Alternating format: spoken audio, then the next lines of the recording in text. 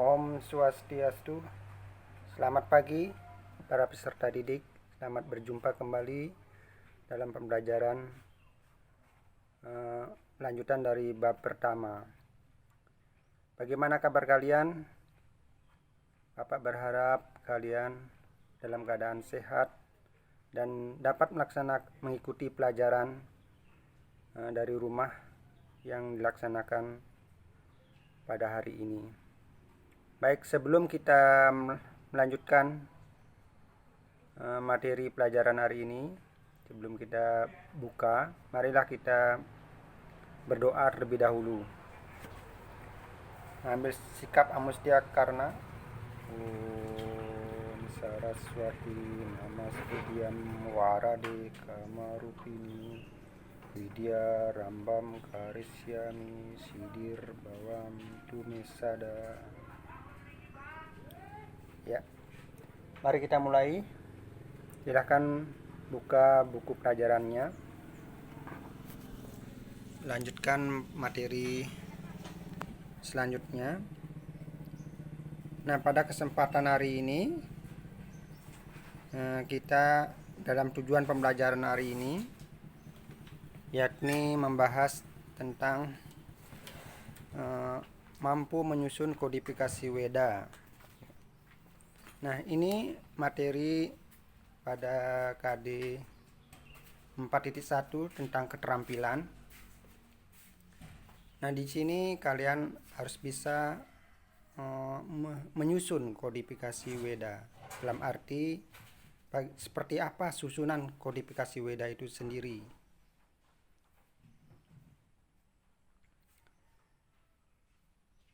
Kodifikasi Weda, ya, Bapak jelaskan. Weda itu sendiri merupakan kitab suci agama Hindu,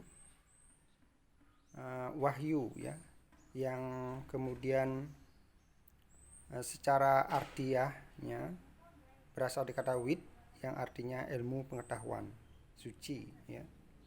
Nah, Weda ini dibagi menjadi dua secara garis besar, yaitu Weda Sruti dan Weda Smrti.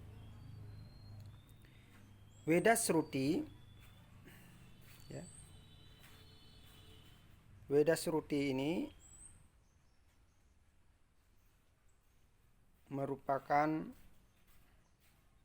kitab yang asli atau original, yang merupakan wahyu daripada ide Sang Hyang Widi melalui para maharsi. Artinya wahyu itu sendiri diterima oleh para maharsi melalui samedi atau tapakur yang sempurna, ya. Samedi yang sempurna, beliau mencapai transendental sehingga bisa menerima sabda sucinya Tuhan. Nah, selanjutnya bagian kedua, ini adalah kitab Smrti, merupakan tafsir atau terjemahan daripada wahyu. Istilahnya adalah pelengkap daripada wahyu kitab suci itu sendiri, yang melengkapi, ya. Kalau ada hal-hal tertentu yang berkaitan dengan kesulitan atau pemahaman terhadap Weda, maka Weda Smrti inilah sebagai terjemahan atau pelengkap untuk menjelaskan kedudukan Weda asli atau yang Srutinya. Nah, ini bagian kodifikasi Weda. Nah, Weda Sruti itu dibagi menjadi 3 bagian, yaitu bagian mantra, Brahmana, dan Upanishad. Kemudian bagian mantra dibagi menjadi 4, yakni Weda Rigveda, ya, Samaweda, Yajurveda, dan Atharva Weda. Kemudian Weda Smrti ini dibagi menjadi 2 bagian, yaitu Wedanga dan Upaveda. Itu secara umum dibagi menjadi 2, yaitu Wedanga dan Upaveda. Kemudian bagian Wedanga dan Upaveda ini ada juga terdiri dari 6, ya. Wedanga ini merupakan kitab yang berisikan tentang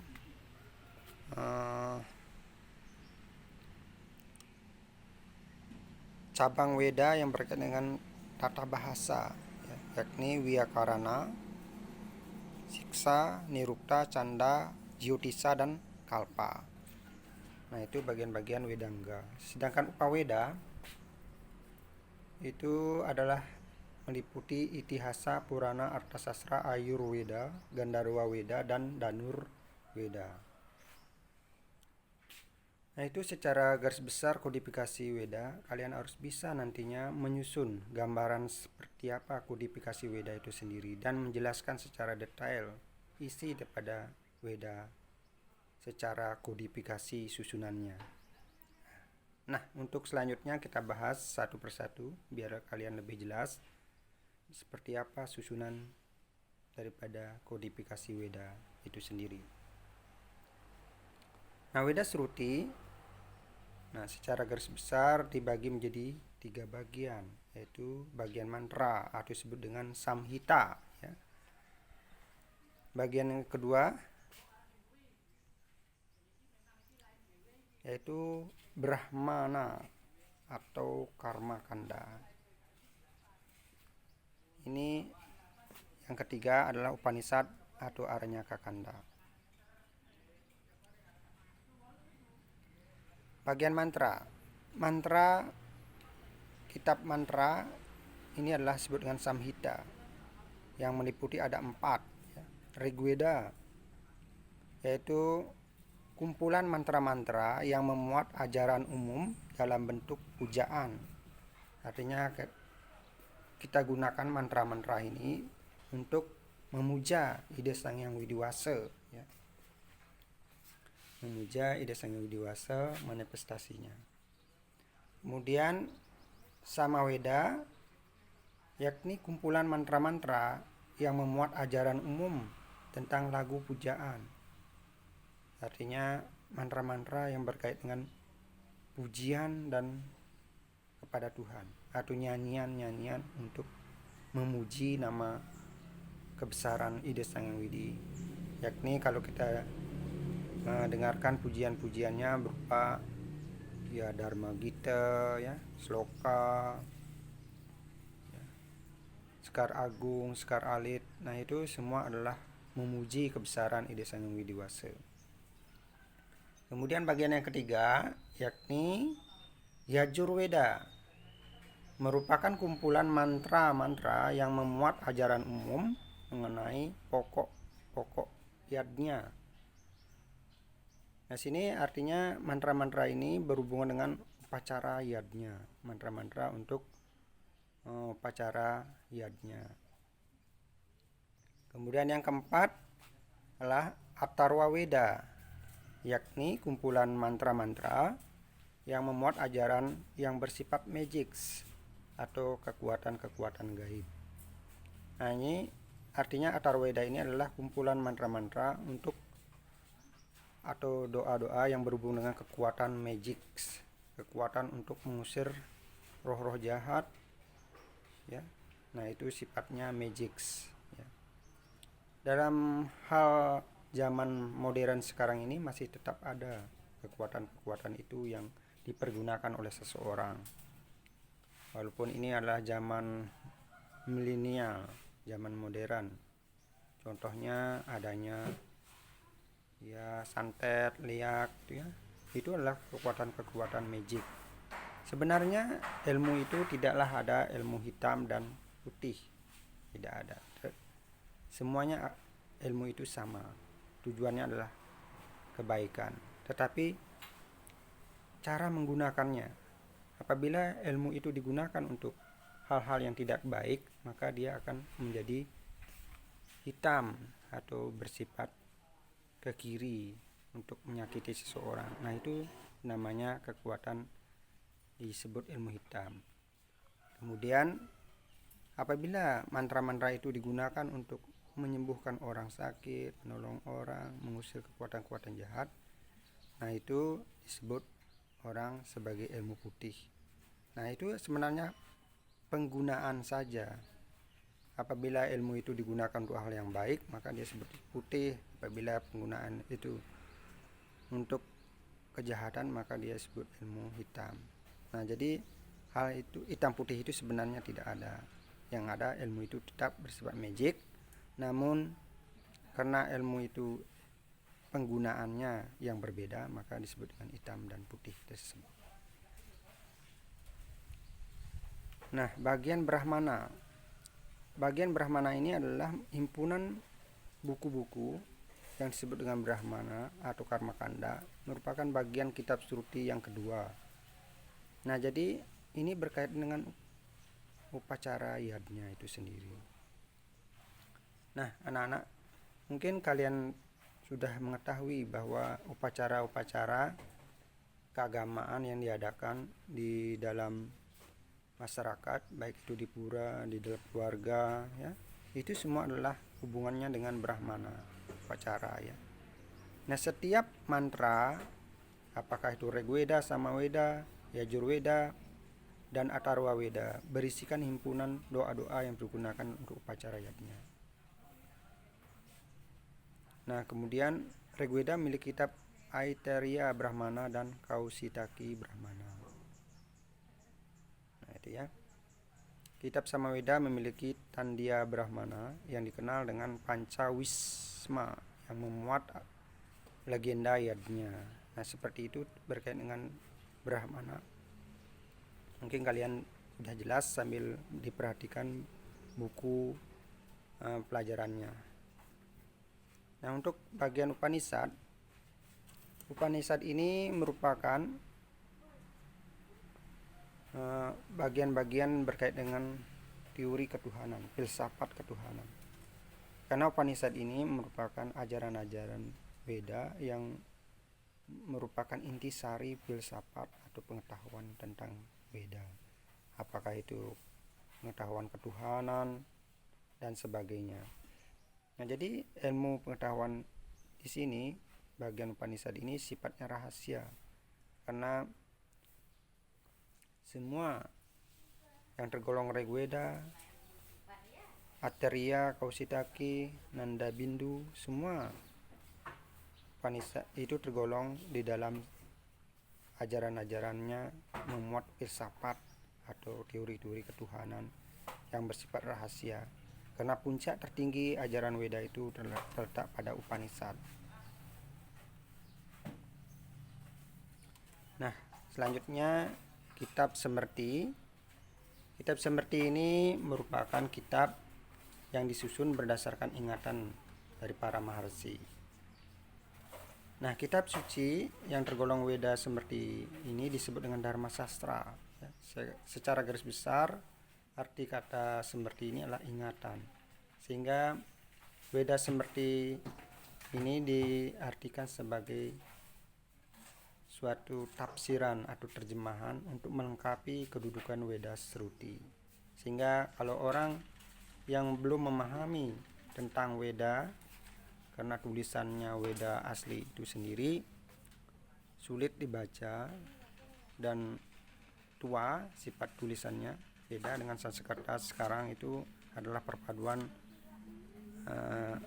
bahasa Sanskerta eksikologi, ya, keindonesiaan, sehingga mudah dibaca. Kalau Veda aslinya itu sangat sulit dibaca, sehingga dengan adanya kitab Smriti, terjemahan dan tafsirnya untuk pelengkapnya, sehingga kita lebih mudah memahami. Adapun adanya suatu perbedaan antara Veda Shruti dan Smriti, itu yang dibenarkan adalah Veda Shruti. Nah, kitab Veda Smriti ini dibagi menjadi dua, itu Vedanga. Nah, Vedanga ini merupakan cabang kitab suci Veda yang memuat tentang siksa. Ini isinya petunjuk tentang cara yang tepat dalam mengucapkan intonasi mantra. Artinya vokal, intonasinya, jedanya dalam pengucapan mantra-mantra itu ada di dalam siksa Vedanga itu sendiri. Nah, lanjutnya Itu yang kedua adalah Wyakarana. Ini isinya tentang tata bahasa yang membantu pengertian menghayati Weda Sruti itu sendiri. Jadi tata bahasa bagaimana kita memahami ajaran-ajaran Weda Sruti. Kemudian canda, isinya tentang lagu-lagu pujaan. Ya. Canda ini berkait dengan lagu pujaan, memuja ya. Artinya lagu-lagu pujaan itu bagaimana mengucapkan mantra-mantra itu menggunakan lagu pujaan. Kemudian yang bagian yang keempat yakni Nirukta, isinya berbagai tafsiran otentik tentang kata-kata yang terdapat dalam Weda. Jadi kata-kata yang bersifat asing itu diperjelas di sini, ditafsirkan ya. Kemudian yang kelima yakni Jyotisa. Jyotisa ini adalah pokok-pokok ajaran astronomi yang diperlukan dalam melakukan yadnya. Nah, jadi bersifat astronomi ya. Isinya pokok-pokok yang berkaitan dengan bagaimana baik buruknya dalam melakukan yadnya. Artinya hari yang tepat untuk melaksanakan yadnya. Nah, kemudian yang keenam adalah kalpa. Kalpa ini adalah isinya antara lain tentang tata cara melakukan yadnya itu sendiri. Nah, bagaimana melakukan yadnya yang baik, kemudian upacara kematian dan sebagainya. Nah, terutama bagi orang yang sudah berumah tangga, biasanya yadnya ini bersifat pasti ya. Nah, jadi kalau kalian sekarang ini status sebagai brahmacari, masa menuntut ilmu, itu belum sepenuhnya berkewajiban untuk melaksanakan yadnya. Tetapi apabila kalian sudah menginjak pada grahasta, hidup berumah tangga, ini yadnya ini sangatlah penting dan suatu kewajiban untuk melaksanakannya. Nah, kemudian yang kedua itu Upaweda. Upaweda ini adalah cabang Weda yang berkaitan dengan sejarah ya. Yang pertama itu adalah jenis itihasa. Itihasa ini adalah merupakan kitab Upaweda bagian yang pertama tentang sejarah kerajaan-kerajaan Hindu pada masa yang lalu. Ini ada dua epos sejarah, itu Ramayana dan Mahabharata. Ramayana ini terdiri dari 7 kanda dan Mahabharata terdiri dari 18 parwa. Kemudian yang kedua itu Purana. Purana ini adalah kumpulan cerita kuno yang isinya berkaitan dengan tradisi setempat, seperti adanya Brahmana Purana ya, Brahma Waiwarta Purana, Markandeya Purana, Baiwiswa Purana, Wamana Purana, Brahma Purana, Wisnu Purana, Narada Purana, Bhagavata Purana, Garuda Purana, Padma Purana, Waraha Purana, Matsya Purana, Siwa Purana, Skanda Purana, dan Agni Purana. Nah, itu ya, terkait dengan cerita-cerita kuno yang berisi tentang sejarah para dewa-dewa. Nah, seperti Agni Purana berarti Dewa Agni, Siwa Purana berarti cerita tentang Siwa ya, dan seterusnya. Kemudian yang ketiga yaitu Arthasastra. Arthasastra ini merupakan ilmu yang berkait dengan kepemerintahan. Artinya ilmu ini berisi tentang tata negara, politik ya, bagaimana cara memimpin suatu negara. Nah, kitab ini juga disebut dengan Niti Sastra. Kalau yang berkait dengan kepemimpinan, bagaimana cara memimpin dan bagaimana seorang pemimpin itu akan ideal, nah itu terletak pada ajaran Arthasastra. Nah, yang keempat adalah Ayurveda. Ayurveda ini merupakan kitab yang memuat tentang ajaran tentang ilmu kedokteran. Kedokteran itu adalah ilmu untuk bagaimana memahami tentang kesehatan yang berkait dengan kesehatan jasmani dan rohani. Jasmani itulah fisik badan kita dan rohani adalah jiwa. Nah itu ya. Ini Ayurveda yang membuat kita apabila memahami dan mempraktekkan ajaran Ayurveda ini bisa menyebabkan kita umur panjang. Kemudian yang kelima yakni Gandharwa Weda, ilmu tentang seni ya. Bagaimana memainkan seni, itu Gandharwa. Dan yang keenam adalah Dhanurveda, yaitu ilmu tentang cara menggunakan senjata, terutama senjata Dewata Nawasana. Nah itu tentang berkaitan dengan Upaweda ya. Mungkin ada pertanyaan sampai sini. Kalau ada hal-hal yang ditanyakan silahkan langsung di chat pembelajaran di ruang kelas Telegram. Nah untuk tugas, nah kalian harus bisa nantinya, ini adalah berkait dengan keterampilan. Nah, jadi kalian bisa menyampaikan secara lisan di depan kelas susunan kodifikasi Weda, karena ini berkait dengan belajar di rumah. Kalian harus bisa membuat video yang berkait dengan kodifikasi Weda. Bagaimana kalian menyampaikan kodifikasi Weda, susunan yang baik dan benar itu disampaikan, direkam, dibuat dalam bentuk video dan nanti dikirim dengan Bapak. Nah, mungkin itu yang pembelajaran kita pada hari ini tentang keterampilan. Pada minggu yang lalu sudah mengenai teori pengetahuan Weda, dan ini keterampilannya.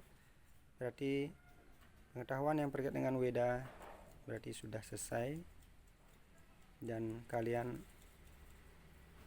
tetap melakukan latihan untuk menjawab soal, karena nanti minggu depan akan diadakan ulangan harian untuk bab Weda, bab 1 ini. Baik, untuk pertemuan kali ini Bapak cukupkan sampai di sini. Bapak akhiri dengan Paramo Santi. Om Santi Santi Santi Om.